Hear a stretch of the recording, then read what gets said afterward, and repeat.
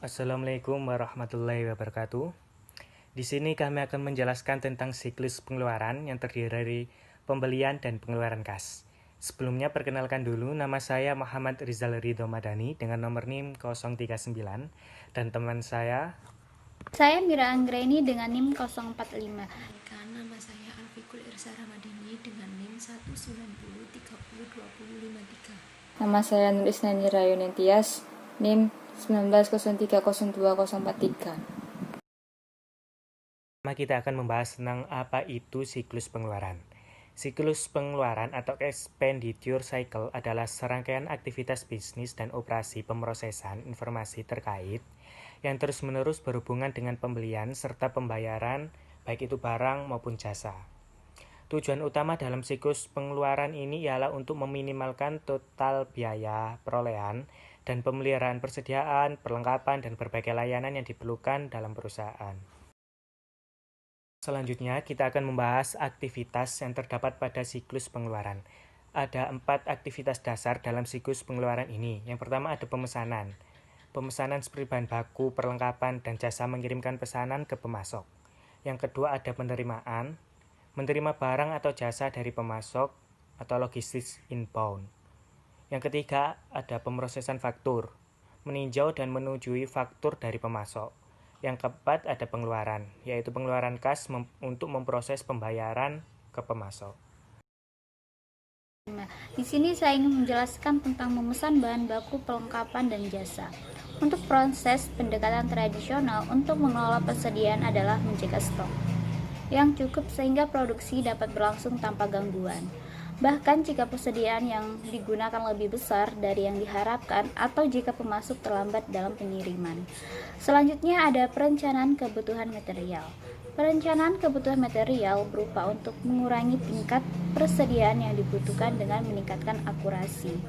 Selanjutnya ada memesan bahan baku dan perlengkapan dan jasa. Ancaman pengendalian. Yang pertama, melibatkan pembelian barang yang harga melambung. Biaya komponen yang dibeli menunjukkan sebuah porsi substansial dari total biaya beberapa produk yang diproduksi. Yang kedua ada anggaran juga membantu dalam mengendalikan biaya pembelian.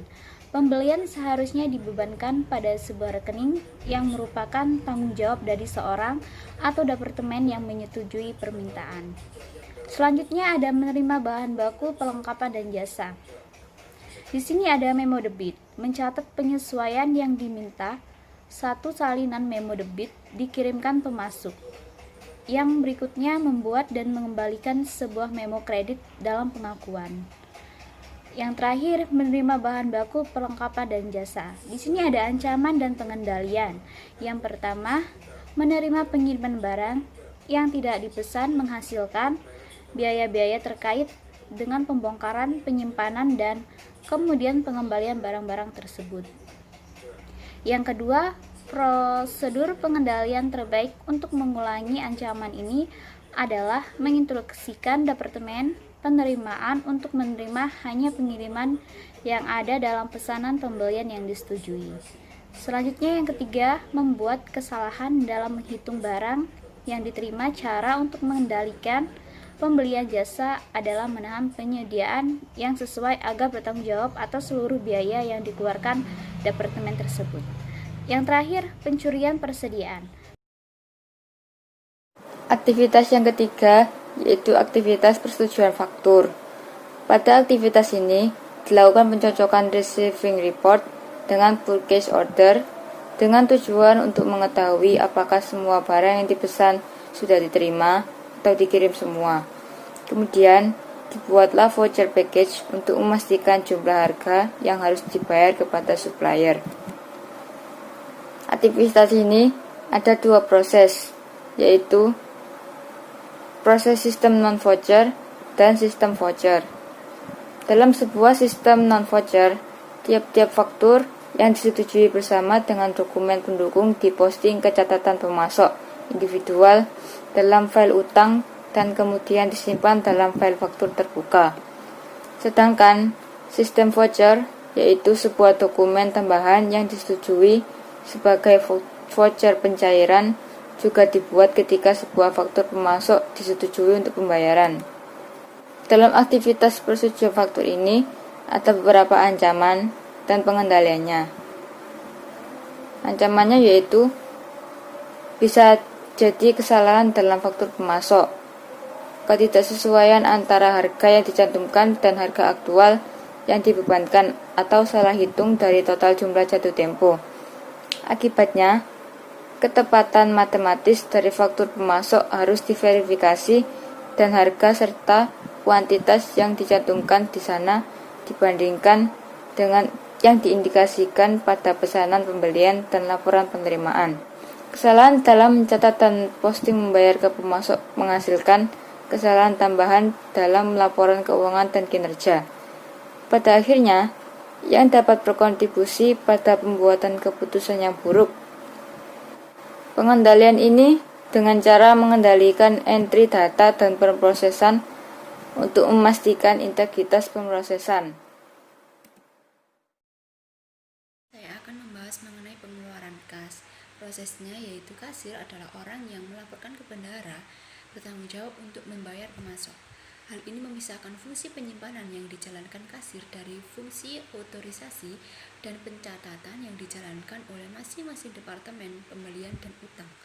Pembayaran dibuat ketika utang mengirimkan kasir sebuah paket voucher.